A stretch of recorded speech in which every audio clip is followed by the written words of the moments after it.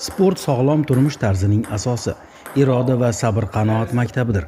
U insonga jismoniy baquvvatlik va ma'naviy barkamollik baxsh etadi.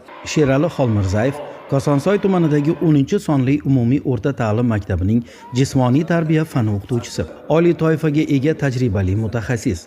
U yillar davomida o'quvchilarni sportga muhabbat ruhida tarbiyalab, ularni yuksak natijalar sari yetaklab kelmoqda. Sherali har bir o'quvchiga individual yondashuv asosida mashg'ulot o'tkazib, ularning iqtidorini rivojlantirishga alohida e'tibor qaratadi. Uning fikricha, bolalarga to'g'ri yo'l ko'rsatilsa, ular katta muvaffaqiyatlarga erishishi mumkin.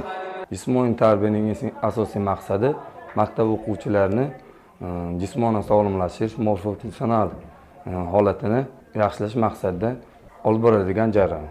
U shogirdlarni nafaqat jismoniy tayyorgarlikka, balki sabr toqatli bo'lish va mag'lubiyatlarni ruhiy baquvvatlik bilan qabul qilishga o'rgatadi. Sport albatta bu g'alaba ham, mag'lubiyat ham doimiy ravishda yonma-yon yuradi. Endi mag'lubiyatga uchragan shogirdimizga albatta ko'ngli cho'ktirmasligini aytaman, chunki musobaqalar juda ko'p. Keyingi musobaqalarda albatta o'z ustida ishlab, keyingi musobaqada g'alaba qozonishiga undayman. Shogirdlari tuman, viloyat va respublika miqyosidagi musobaqalarda muvaffaqiyat qozonib, ustozning faxriga aylanishgan. Maktabimiz o'quvchilari, sportchilarimiz badminton sport turi bo'yicha, stol tennis bo'yicha, basketbol turlari bo'yicha viloyatda, respublikalarda faxrli o'rin egallab kelmoqda.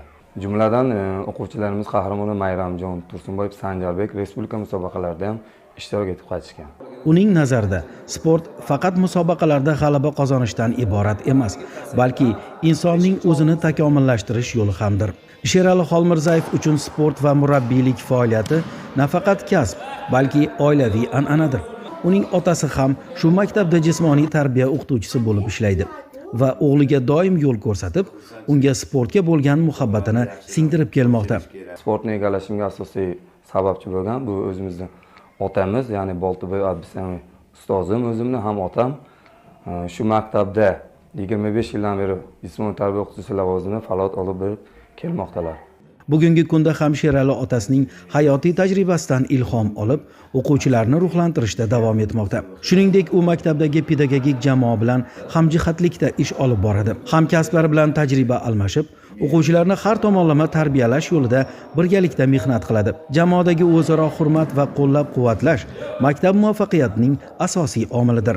Har bir murabbiyning orzusi shogirdlarning yutuqlarini o'z ko'zi bilan ko'rish va ular bilan g'ururlanishdir. Sherali